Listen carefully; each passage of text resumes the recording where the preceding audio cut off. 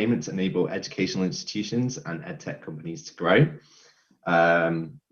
If there are any questions throughout this roundtable, please just drop them in the question notes below, and we'll try and incorporate them into our conversation. So 1 second, I will just get the PowerPoint up. Here we go. So my name is Alex Morgan-Moody, and I'm Director of Vertical Growth here at WorldPay. So one of the strengths that WorldPay has is we have a function called Vertical Growth, and we're focused on the sectors and industries that WorldPay plays in, including the education sector. And our job is really to understand the industry and derive insights to try and anticipate the needs of the sector in the future and to try and make sure that we meet them. So join me today on the panel. I have my colleague Ziyu. Over to you. Hi everyone. Yeah, my name is Ziyu. I'm a senior strategy manager at WorldPay from IFIS. So I'm in the same team, vertical growth, but a lot of my focus has been on education. So I've done a lot of research about education and how to bring our payment products to the market as well. So before this, I had experience in consulting industry where my focus was digital transformation. So I'm trying to bring together my background in digital transformation and also try to think about how to use payments to help the education sector. So that's me. Thank you. Hi guys. My name is Sean Miley. I am the Strategic Sales Director at WorldPay. My role is mainly commercial, but I've also worked on the kind of customer and supplier side, building solutions for many different industries. And obviously now we're talking through education and how we can use that to enable payments for you as well.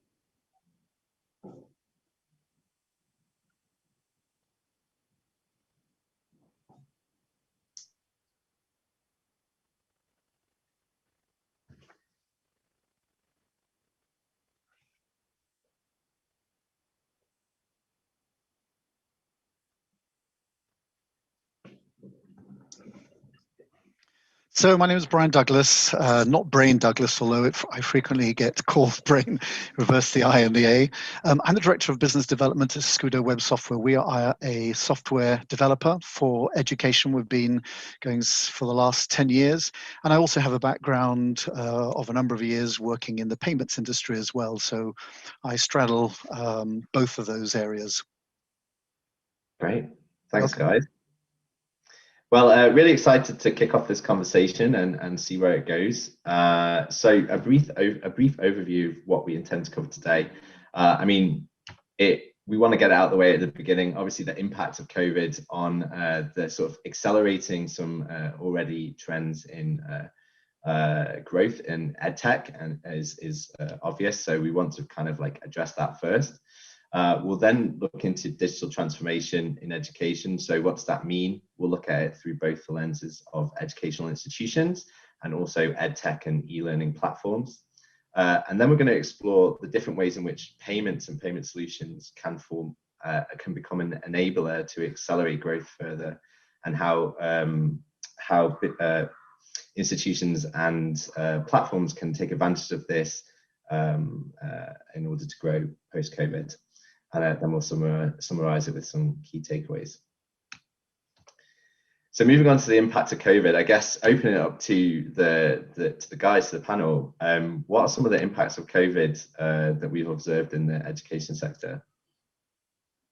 G, do you maybe want to kick us off? Sure. Yeah, thanks, Alex. Yeah, so we've, as I said, we've done some research in the education sector and trying to understand the impact and how does that kind of mean for us as a payment company as well. I think, there are three key themes that we have seen since the beginning of this pandemic. We have seen lots of schools, colleges, and universities, they have to close their campuses as a result of this pandemic. I think we've got some numbers, I think it's at the end of March 2020, there were about 1.38 billion students kind of impacted. They had to kind of take courses at home. And therefore, the kind of second theme that we want to highlight here is, a lot of the learnings had to kind of shift online. But I guess, for lots of the unprivileged students, it's kind of really, really difficult. And that kind of creates a lot of operational kind of challenges for education providers, or teachers, tutors as well. And we've seen, a big trend. Everyone starts to kind of use online tools like Zoom and some other tools and start to take all of the courses. And these all become like a necessity just overnight for education providers. And I think, a lot of these education providers who have made investments before the pandemic have made that kind of shift relatively easy. Whereas, the ones who are not really familiar with all technology found it really kind of, struggle with all the kind of impact. So yeah, that's sort of like our perspective on this. I don't know, anyone else wants to share your kind of, personal experience or anything that you've observed from the industry?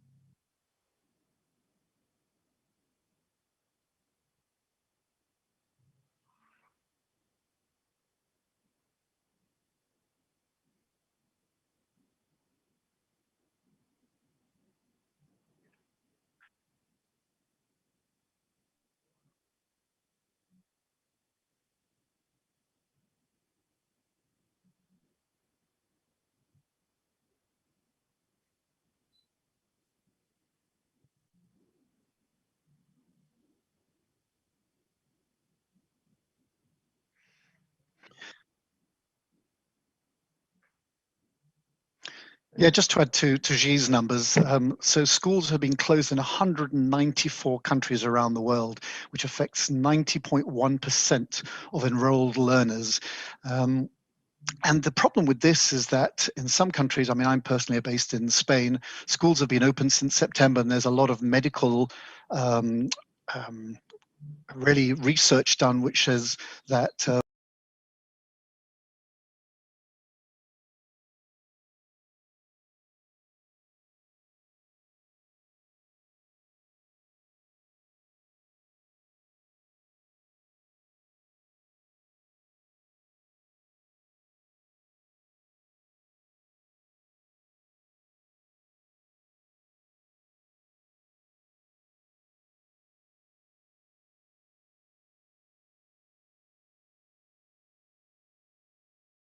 technology helped them navigate the pandemic.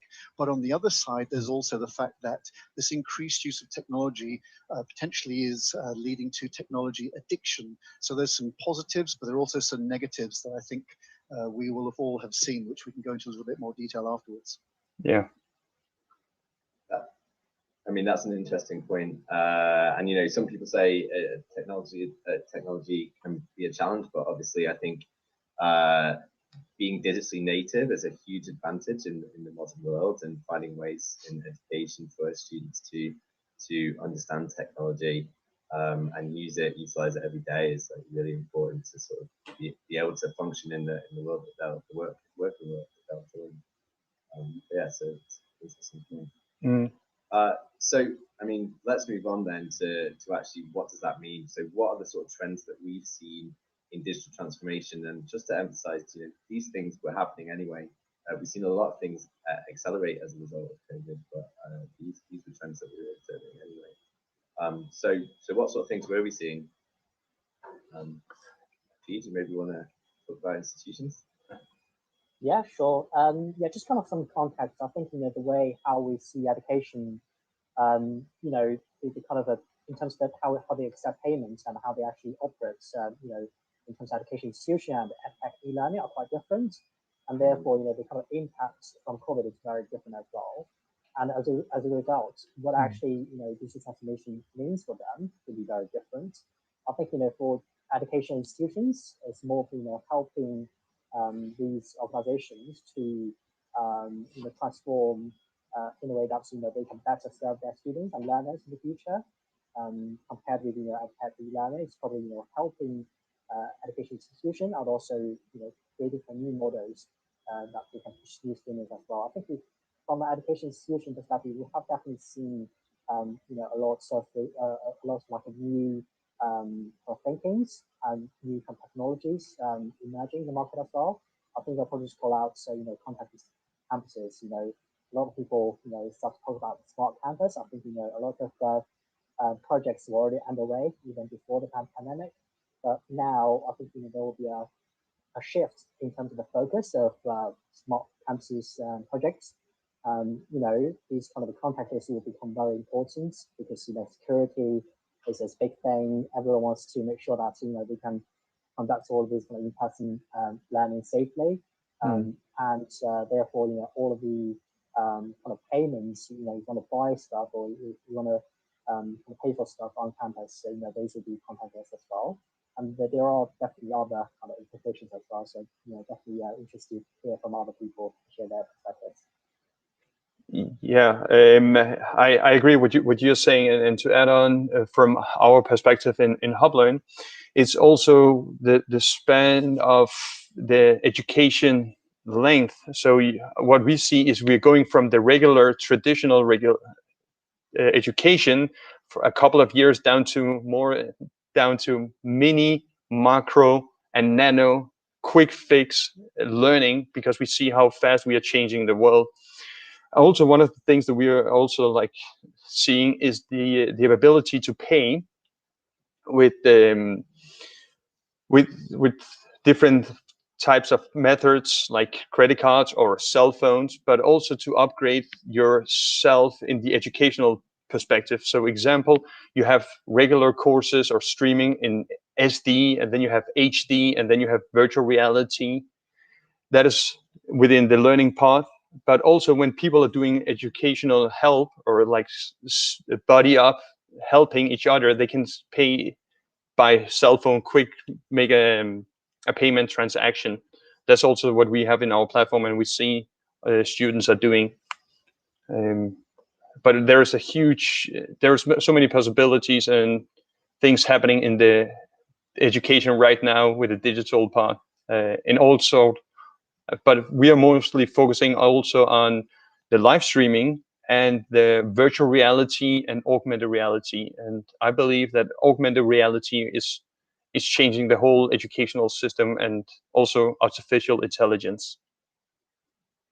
And of course, at the end, the cross-border, we are internationally, so suddenly it's not just a theory, but it's also social environment and personal learning about how different cultures are reacting as well.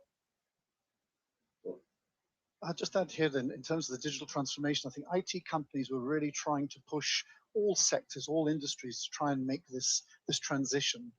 From a corporate perspective, they already had a lot of the hardware. What they didn't have was frequently some of the software, some of the interconnectivity solutions really all sorted. From the educational perspective, some of the developed countries had a number of devices, but they were suddenly forced into a situation where they had to play catch up.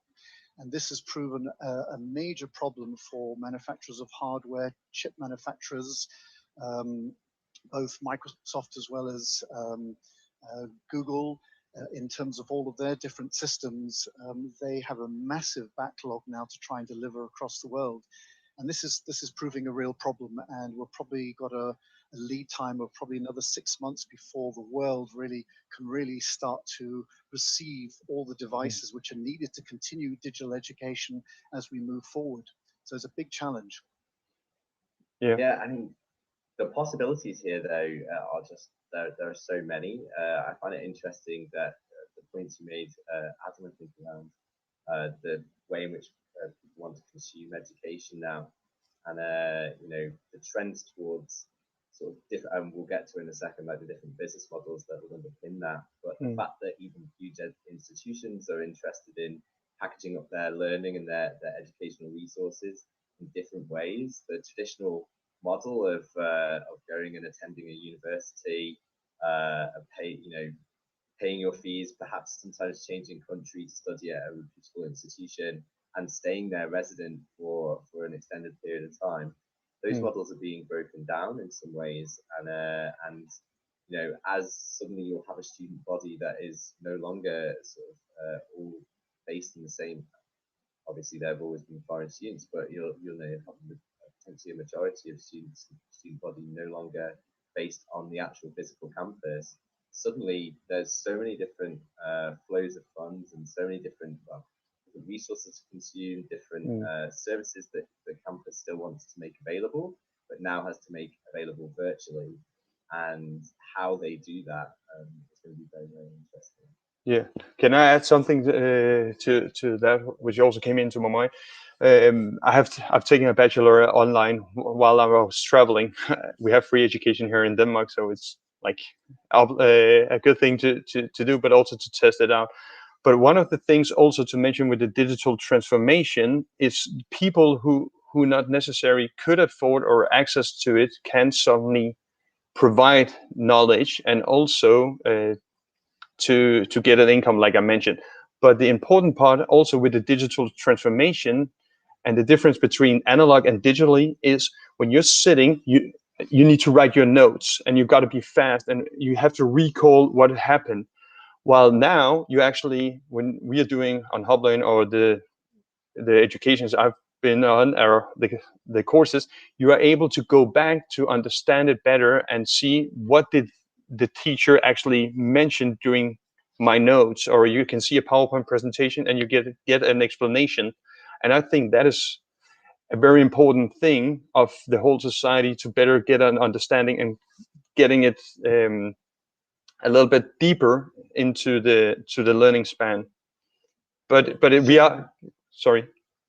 Yeah, I was going to say, yeah, it's just interesting the different innovations to try and make education more accessible, I suppose, is what we're saying now, and easier to consume, yet still informative and educational, I suppose. But can I just add a quick one also? The thing is also we are living in this fast food generation thing, so we expect like if you bought a course online, then you know all the things within 5 minutes, and you can then be a doctor. It's like that's what we also explore. I don't think we believe that. No, but the patient of learning is also dramatically like increasing in. That's also something we see at HubLearn. Like people are getting impatient. It's like, yeah, it takes half an hour to learn this given topic, but people want it like 1 minute fix. Yeah, the other thing about online learning, I just add there is that given that this is all becoming digitalized, the possibilities of access by a much, much wider population are massive. In fact, the World Economic Forum suggested that 50% of employees globally should need to upgrade their skills by 2022. So potentially, because the format of consuming this education is now much, much wider in terms of the accessibility, it's much, much easier. You don't need to go to university. You can do this part-time, you can do it weekends, you can do it evenings, you can do it while you're traveling, like Adam was saying. The size of this market is huge, but it needs to be packaged correctly. And in particular, as we'll discuss a bit further, the payment element needs to be very flexible and needs to be very user-focused as well. Yeah, thanks, Brian. I just want to add some numbers to the kind of technology that you mentioned as well. I think we've mentioned some technologies, and of course, in order to achieve digital transformation, people need to think about how to kind of upskill people, how to kind of set up the right processes, etc. But definitely, like technology is a key to this as well. And despite the challenging capital markets last year due to COVID, only in the second half of last year there were $4.5 billion investments into education technology, which is huge, right? And all the education providers now need to think more strategically about what are the technologies they need to deploy after the pandemic to better serve their students and provide better experience as well. Yeah, can I just quick add before we move on? But the interesting part with all this education and the talking is, one thing is like what is education, but it's also the whole way of how you're recruiting and hiring people. I'm a very good example. I love tech, but the company where I built up the streaming service, they didn't want to hire me because I didn't have the right paper. But only because of my boss, which was my boss, a person actually believed in my skills and saw them. He convinced the HR department and the company to hire me in. But if he didn't fight for my case, I wouldn't get in there. My point by saying this is that the rest of the industry and the corporate world also need to change. Example, the human resource department is like, oh, if you don't have this given piece of paper, we cannot hire you. So what we see here in HubLearn, which we are also fighting for, is like, take the skills of the people. Not everyone is good at reading, but a lot of people can do something based on their passion. And that's where the digital transformation is also coming in. Like, you can get a quick knowledge and know how you're doing it, and then show it instead of just having a paper. Thanks. All right, so I think now we'll move on to where we want to talk about kind of where we see payments as being sort of those core enablers to some of these new models that we see, and really how, based off of the research that we've done, we actually did a survey of 33,000 consumers, and we had a focus on education within that. And it's called Power Your Payments, and from that we were able to derive some insights from what are the expectations of students in this new world. So we'll share some of them as we talk through sort of some of the key business models here, and some of the other key points to make. So yeah, we've called out kind of like 3 different models, and I think we kind of touched on them a little bit in the conversation as we've gone through here. I mean, I don't know. I keep going, GG, but do you maybe want to kick off on the sort of like an overview of them? Sure, definitely. Yeah, I think as we see the impacts from COVID on education, definitely we'll see kind of more business models emerging in the market as well. These are some of the kind of new types of business models that education providers are pushing to the markets, like subscription, installments, or marketplaces. And for this model, I think from a payment perspective, it's definitely a key enabler.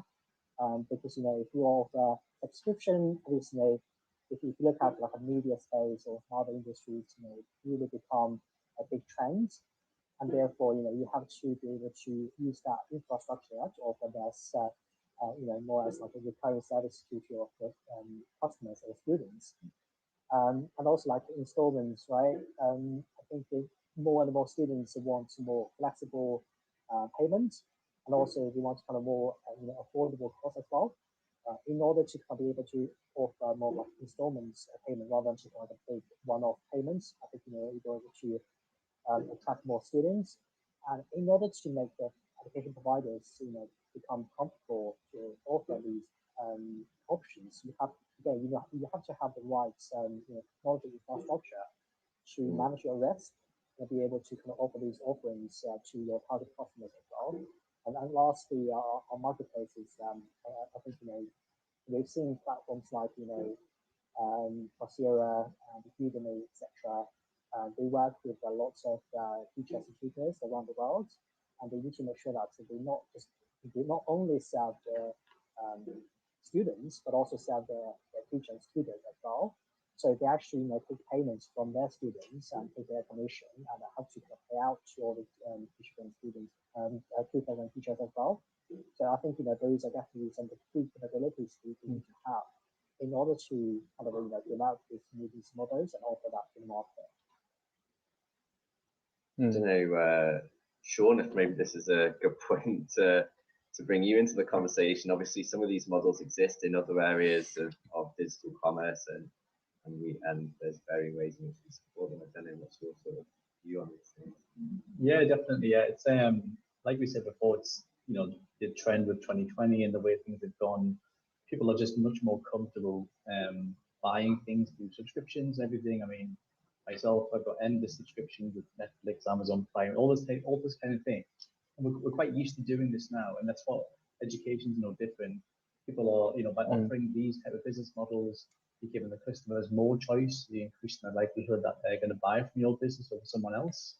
But it's important to note that it's not quite as simple as just taking payments on a subscription basis or just capturing those funds on a monthly basis.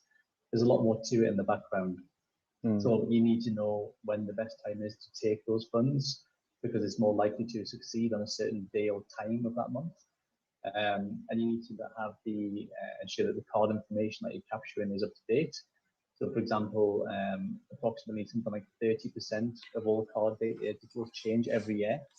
So if you're sitting there taking those regular payments and you think it's going to go through fine, if you don't have a process in place, that card could have expired, been stolen or replaced, whatever it may be, and then all of a sudden that payment fails, which then means the customer reaches out to you, to the customer service team to wonder why it's failed. You're not receiving the funds and they're not getting the service.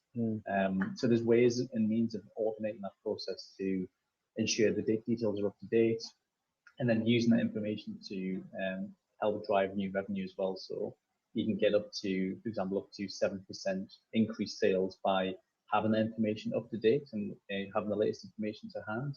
So these kind of new models are, they're never going to replace the likes of a sort of standard single payment, because depending on the business type that you have, there'll always be a need to just have a kind of single checkout. But in order to succeed and try and grow businesses and be more flexible with the way things are going, things like installments, especially for larger purchases, maybe someone buying a large course at £1,000 or something, they may want to split that payment out, or a subscription basis for something like even e-learning or whatever it may be. These are the kind of trends, or a kind of a combination or hybrid model seems to be the way to go. I was quite surprised just in our research that the scale of the number of students that would be willing to subscribe to an educational service. Like over a quarter of the student body that we surveyed was of the premium content. Only 20% of students felt that they wouldn't ever subscribe to education. So the opportunity there is massive. Can I add something to here as well? As you mentioned with the subscription, right now at HubLearn, we are also our aim is to upgrade and uplift people and create the opportunities and make an income. So you heard me saying that, but we are making a hub where people are coming in, and we have deals with Udemy, LinkedIn, all the subscriptions where they have unlimited of knowledge. Then they can get that knowledge, and they don't have to think about it, but they're actually having the subscription part, which we see a lot of. So I agree with you, Sean. There is a huge trend in that one, which is also easy. Eat all the things or learn as much as you want. But also, it's all about making an income and get a payment. So we took it to the next level to have master reselling rights. So one of the things we have in HubLearn is master reselling rights. So you create your knowledge and you actually sell course, which you can then resell with the rights and make a profit. So that is also where the payments are coming into it. So you can gain money from your knowledge by selling a course, which you then sell to the person who can resell it on the marketplaces. Thanks. Brian, what have you seen? What sort of models have you observed? Well, one of the point I wanted to ask here, relevant to the payments, is given that through this digital transformation, there's so much more online. Do you see cybercrime as being a major challenge? Only this week there was a survey done by BAE Systems saying that there had been a 50% upsurge in financial losses, and obviously depending on whether this is an organization, say a university, or this is an individual, whether this is a corporate, they're affected in different ways. So in terms of the individual students, there's a theft of their ID. In terms of the organizations, there's hacking, there's ransomware. Only this month, the University of California and 3 other US organizations were hit massively by this. And I think when it comes in terms of payments, this adds one element of possible fear that if you're going to be using one or the different types of methods of payments, what are the chances that you might be affected by some type of cybercrime? How is this in your research? Was there anything that came out there in terms of fear of that, or is it something that you're working on developing something going forward? I can answer that, Brian, on what we see kind of over the years, especially. So like whenever you take payments online, whether you've never done it before, whether it's education or not, there's always going to be some kind of element of fraud or risk involved, in that process.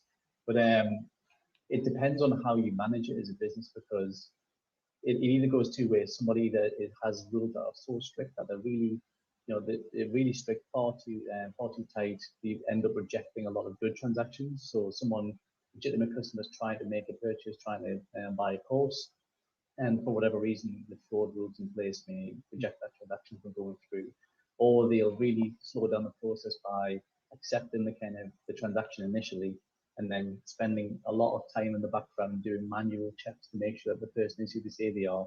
And I think the last time we checked the stats, something like 90% of those checks end up in the transaction going through anyway. It just ends up costing you more as a business and slowing down the process. And equally, if you don't have enough rules in place, you open the doors to fraud, risk, and people kind of buying things and then claiming they didn't buy correctly, or their card was stolen at the time, whatever it may be. So it's all about using the data. So what we see on our side obviously is we build up a kind of a risk profile of that transaction. Once customers live, you're monitoring the payments, you're looking at other education firms, see how they perform, and then using that to make sort of real-time informed decisions to kind of say, this looks like a legitimate payment, let's get it through quickly.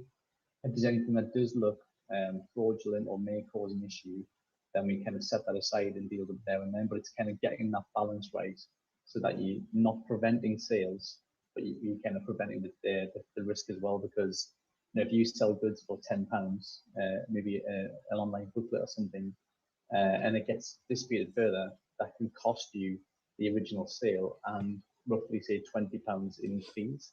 So it can be costly to get that wrong as well. So it's really important to kind of work with someone who actually knows what they're doing, has the data, and can help you kind of guide that through as well. Yeah, couldn't agree more. And it kind of brings us on to what we're going to talk about next, which is around insights and data. So obviously, yeah, as Sean just mentioned, one of the key things that we provide access to is intelligent data. So understanding, there are numerous ways in which operators, no matter what the sector, have learned, digital first, digital savvy operators have learned to leverage the data contained in sort of the payments flows and the transactions to understand more about their customers. And we don't think that education is any different in that regard. I mean, I don't know, maybe Sean, did we talk about everything that we could there in terms of like the different ways in which data is made available to us? No, I think data is always an important one. Sometimes it's kind of discounted, because when you're looking at the data that you have on the transactions, it's basically the data you have on your customers, how they like to spend, how much they spend, when they spend, that kind of thing.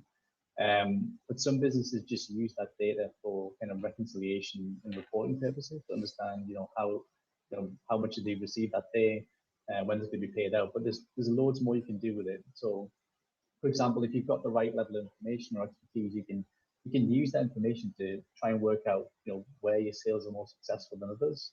Maybe you've got one country that performs worse than another country, or even a particular bank that seems to reject your transactions more than somebody else for some reason. You can use that information to try and work out who that is, why it's happening, and reduce those kind of abandonment rates as well. Because if there's a bank that's rejecting your transaction but not somebody else's, there may just be something that they don't like within your profile, or the way the transaction's being flagged to the bank at the time or something. But just, I mean, basically from my side, the data can be used to do a lot more than the financial side of things. It can be used to learn more about the customers, You can even check out, you know, things like the dropout rates, the abandonment rates on the pages when you go to make a payment. Like, if with the right level of information, you can make some huge decisions. But it's super important to kind of have that from my side. Has anyone else sort of got any examples of data and insights and how they can sort of help here? Yeah, I think definitely I completely agree with what Sean just said. We can just definitely use data to kind of convert data into insights to look kind of cool stuff, right?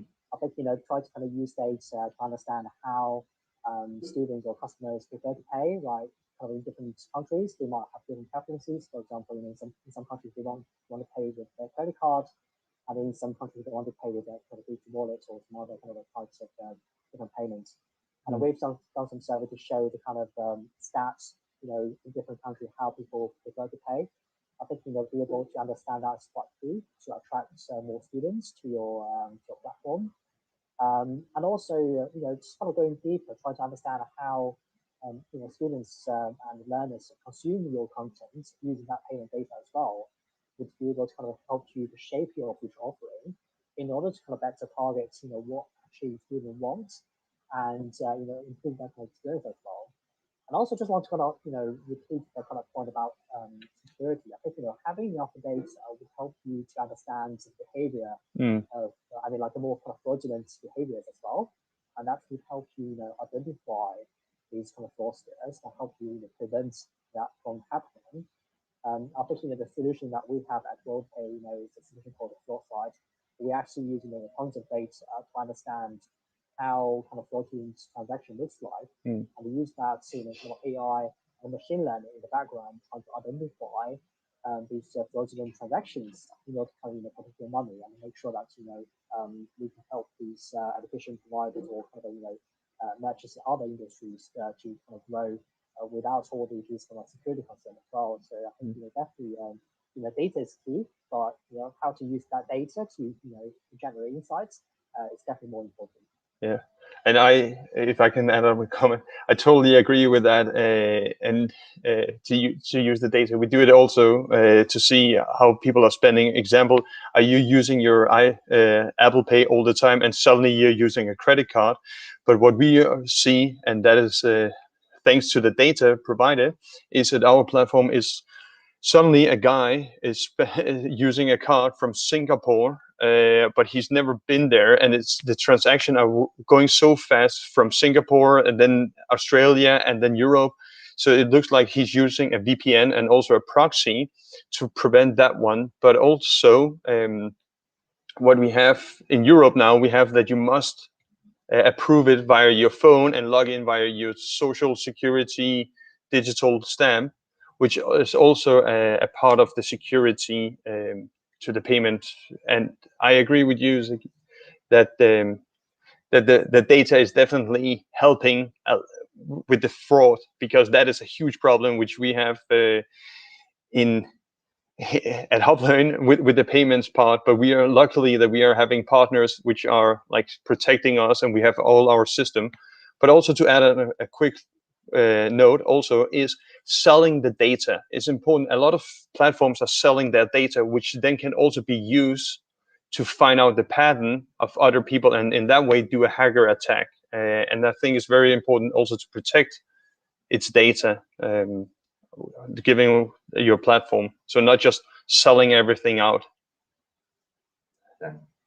It's very ironic that we live in a very globalized world at the moment, and yet there are these massive differences between each of the preferences on a country-by-country basis, and probably within country as well, as it breaks down into further locations, which means that these education institutions really, depending on who they're targeting, and if they're targeting, say, global populations, they're going to have to use a lot of localization to try and attract the right students, the right form of payments as well, which means that this puts a lot of onus on all of these educational institutions to actually have available these different options and to market them correctly and almost do local marketing rather than global marketing. So it's this very curious trade-off, that very globalized world and yet very, very localized in terms of payments. And it's probably because the payments industry is still very much in its infancy, really, in particular, digitalized payments. Banking was very much 20th century, but digital payments now 21st century. We are still building up and still trying to educate consumers in terms of what the best form of digital payment is that suits them. It's a really good. It's a really good point. One of the great things about working in this industry actually is the level of innovation and the level of variation, region by region and country by country. And I think I skipped on because like it is the key of all of this really is putting the student experience at the heart of it. And any successful global business that we work with, they understand the value of localization, and we didn't need to do our survey, although our survey confirms our suspicions. We didn't need to do a survey to know that a localized offering is going to lead to success and is a key fundamental enabler for growth for any sort of cross-border digital business.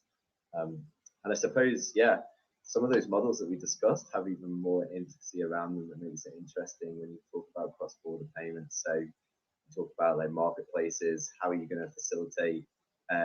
You know, at first glance, it's probably quite difficult to imagine how you facilitate a student in one country paying for a serve for lessons, and a mentor in another country providing those lessons. And wanting to be paid in their local currency versus the student paying in theirs, and how do you do that in a cost-effective, streamlined manner, in as real time as possible? One of the realities is that as the world becomes more digitally savvy, they expect to consume everything in the smoothest way as they can. So, you have a smooth user experience in Netflix or on Spotify. Suddenly a lower standard for your university is not really, you don't want that. You're not going to tolerate that. Your expectations are high now, so user experience is at the heart of everything. I don't know what you guys like. Any of you guys, what your thoughts are on that? I think that's what it is.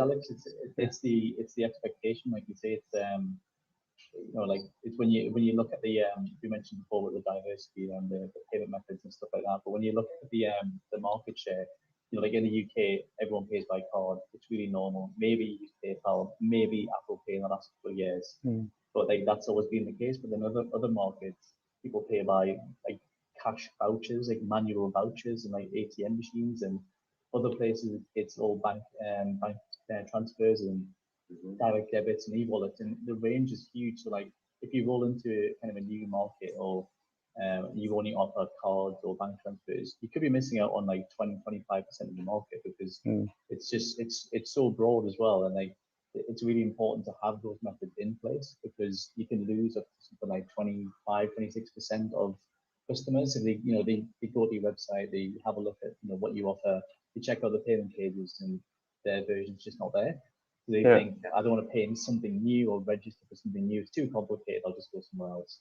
And it's the same for the Go ahead. I was just going to say, actually, the biggest stat on that that surprised me. So Germany, of the 12 countries we surveyed, with Germany, 35% of students would drop out of a transaction if the preferred payment method wasn't made available there. That's over a third of customers that got as far as being willing to make the purchase, and then they would drop out as a result of not having their local methods available. Can I add something also to that one what you mentioned? Sure. So what we at HubLearn Explorer was to, when you have like some countries, they don't want to pay tax, and when you're doing digitally, then it's registered.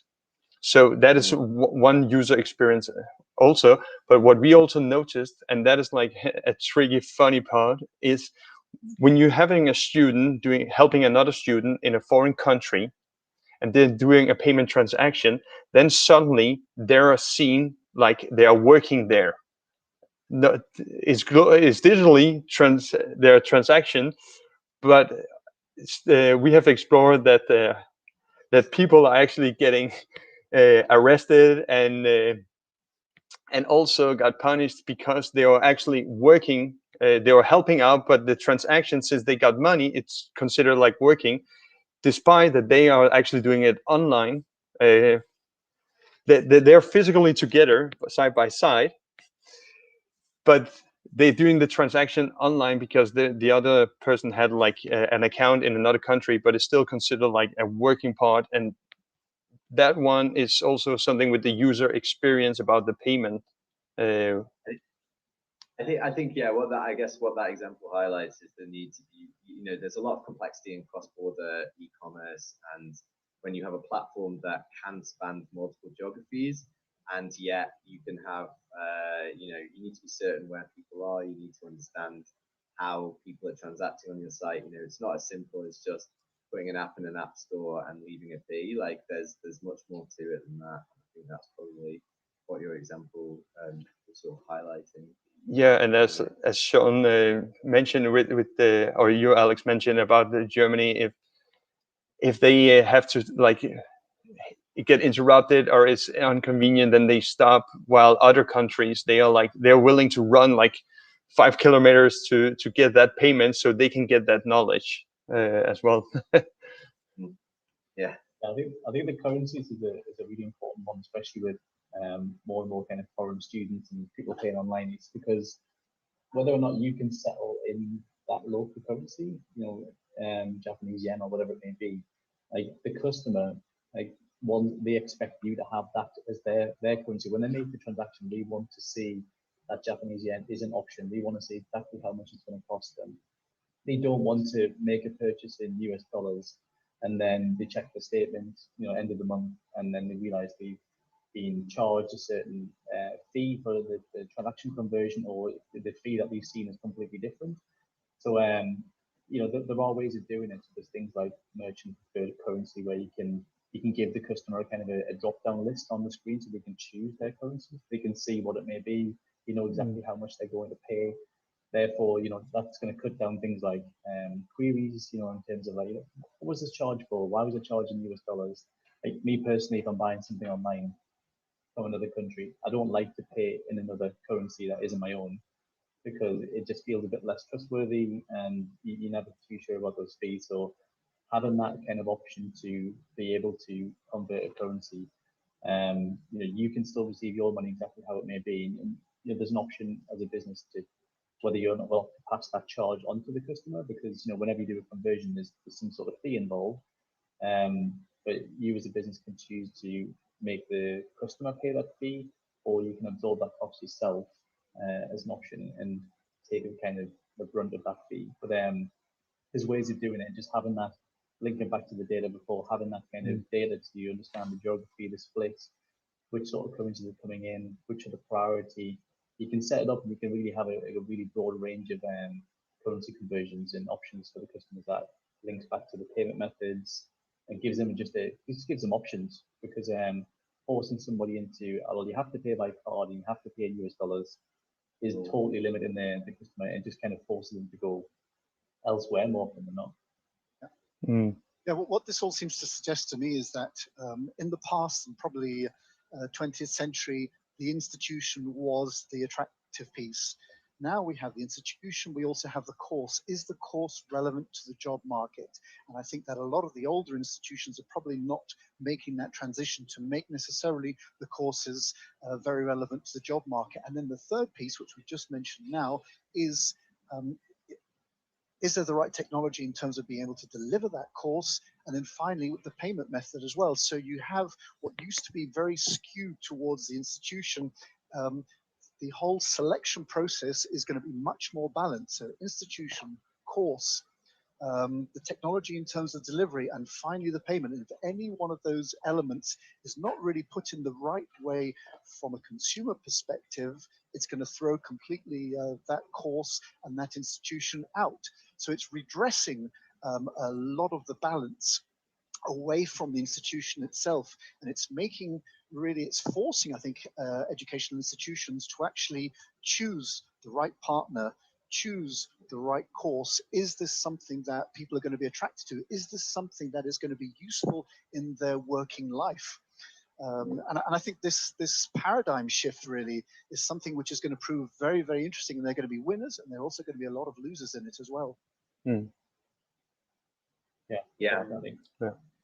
I mean, something that we through our relationships with WorldPay obviously work with some educational institutions, and we're understanding from them that now when they it's no longer enough to simply run an RFP and ask for payment solutions. You know, like what these sort of like procurement managers, what these IT departments want is they want an end-to-end solution for their sort of technology. So they want the ability to process their payments cross border, of course.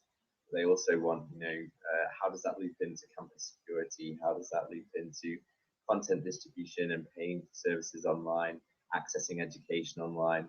And so the way in which you win there now is that you need to build a proposition that involves multiple different technology partners, and in order to build something that enables institutions to go online kind of end to end. That's one of the big challenges facing us now. Is I think a lot of institutions did a lot of quick fixes to get things up and running, and it is absolutely incredible and commendable to see how many students were able to transition to remote learning. Clearly, not everybody. It wasn't a perfect solution, but many were. And now it's like, what's the long term? What are the long term ways in which this is going to shift, transform the market, and then how do we support that? Yeah, and once it's up and running, it's as we've got on screen here about the user journey. It links back to what you said before, Adam. You know, these days, you know, when someone's making a purchase online, it needs to be painless as possible. Like, I don't know about you, but when you're in a checkout process and you're buying anything, if there's any kind of delay or anything, like my immediate reaction is just to end it and disappear and go elsewhere, because people these days are very impatient. Like, speed is very, very important, and cutting out unnecessary steps is hugely important as well. So when it comes to actually, whether someone's actually, you know, maybe found your website, has chosen to buy something, they committed to doing something, if it comes to the kind of payment process, if it's slow, or if you have many pop-ups, or you're redirecting the customer somewhere else, like more often than not, they kind of will disappear, and you'll lose a lot of sales that way. It's all about kind of getting that page to be that to work for you in the best possible way. There's different ways of doing that. You can do things like you can have your own page, but you could protect yourself by, you know, all of the sensitive information like card data and stuff is entered into a separate cell owned by the payment provider. Or you could have your own page, a WorldPay page, for example, from our side, which will be branded as your own. There's ways of doing that, and obviously it's just working alongside a partner who can help you by basically going through and saying, maybe going through the checkout process and saying, actually, you know, I think this could be improved. You could probably cut this step out. We could automate some of this process and just make it a bit smoother, because, yeah, it's myself, I know as a customer, I'm very, very impatient and very likely to disappear mid-sale if there's even the slightest glitch. and that's what we've all come to expect now as well. Yeah, I think it is interesting. I think you all mentioned this point about education, right? Because, you know, what do you see elsewhere, like in retail, right? Even like buy now, pay later, a lot of this from new models, new experience in other sectors of the market, also like social media, not like Netflix, etc. I think, you know, they kind of raised people's expectations when they come to shop for anything really. And although like education perhaps perceived as like a slow to respond, but they're definitely catching up. I think, you know, the expectation, the kind of rising expectation from the students, will definitely put pressure on them to, you know, catch up as well. Yeah, I was just on the APM point. I was thinking back to some of the results we saw about just the different ways in which rationales that different people choose for why they pick a payment method. And it's everything from convenience, obviously, through to security, to pick a point, and speed. But on the security point, you know, there's certain countries, I think it's India, memory, but over 60% of Indian students will choose to complete a transaction because it's secure, and they chose the method because it's secure. Like, that's their first and only priority. And in other countries, it's, you know, like I think Sean's typical of the UK, like myself included, with like convenience. We just want the quickest one out the door, or we're gone. But yeah, so it's interesting to know those nuances and to apply them to the solutions that you implement when you're going global, when you're going cross border. Yeah.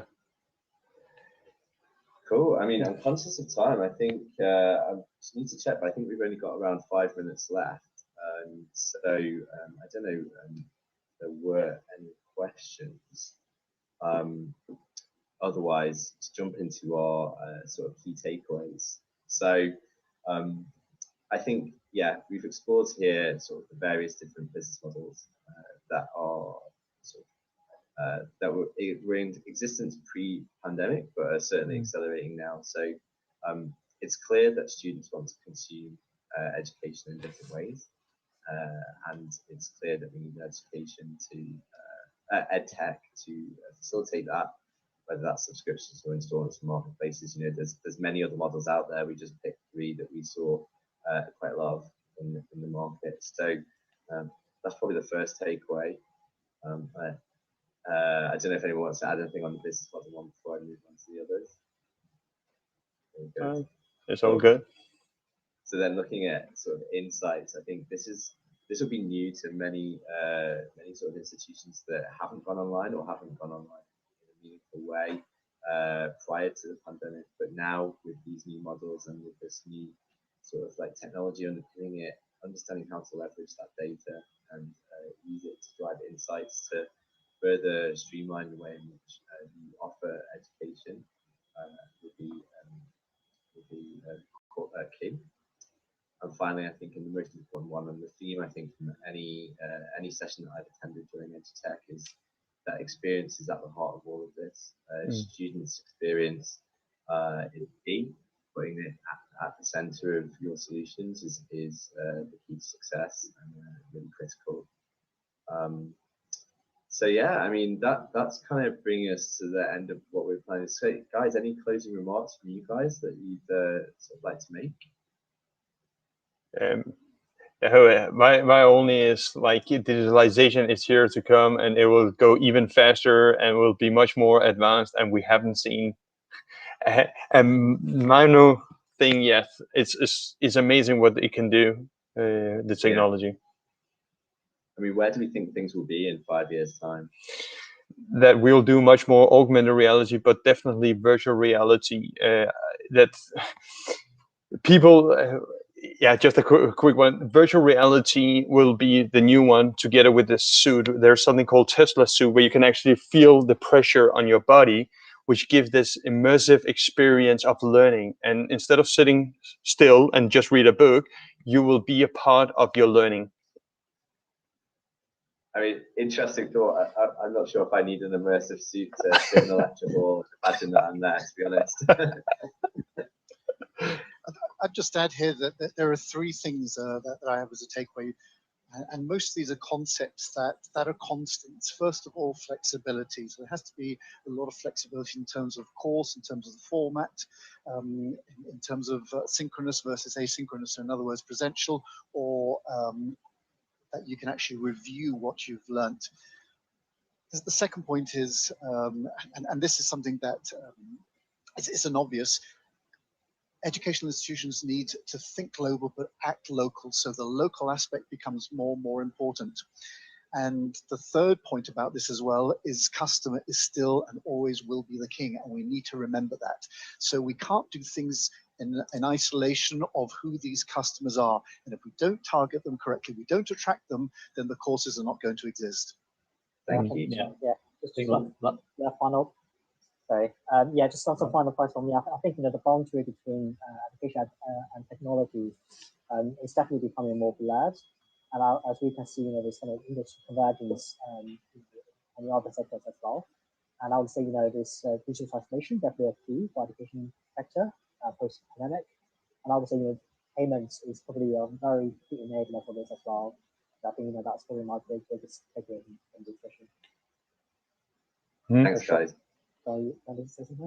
Yeah, so just the last one for me, just kind of finishing off what we said before, which is the whether it's a global business that you have today and you're looking to go more global or you're just starting out, markets. Don't work on any kind of assumptions. Use that data, use the expertise of those different markets, learn what people want, and then you'll be able to make a much bigger impact from day one, rather than going into the market, trying things out, failing in certain areas, and then potentially losing customers.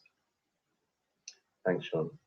Well, listen, guys, I splashed up on the screen there. A lot, as we mentioned earlier, we did do a survey. It was 33,000 respondents, and it was across 12 countries. So, if anybody watching this is interested in understanding more about what that means for the education sector and what insights we were able to derive, the link is down there, or you can Google WorldPay Power Your Payments Education. You'll be able to access the report that way. But just remains for me to say it's been a real pleasure to talk with you guys over the last couple of days building up to this, and also obviously on the call today. So I do thank you all for your opinions and thoughts on this. I hope it's been useful. Definitely. Yeah. Thank you. Thank you very much. Thank you. Thank you. Thank you now. Thank you very much. Bye.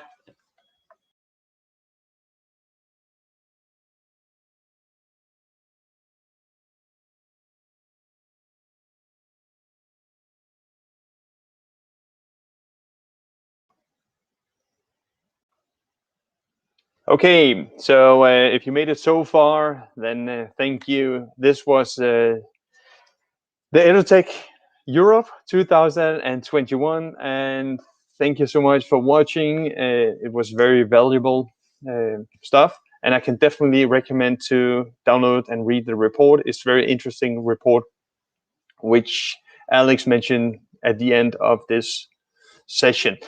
Once again, dear viewers, thank you so much for being on this journey together with me and the rest of the HubLearn team and all the locals out there. Stay safe. I will end this live session streaming now.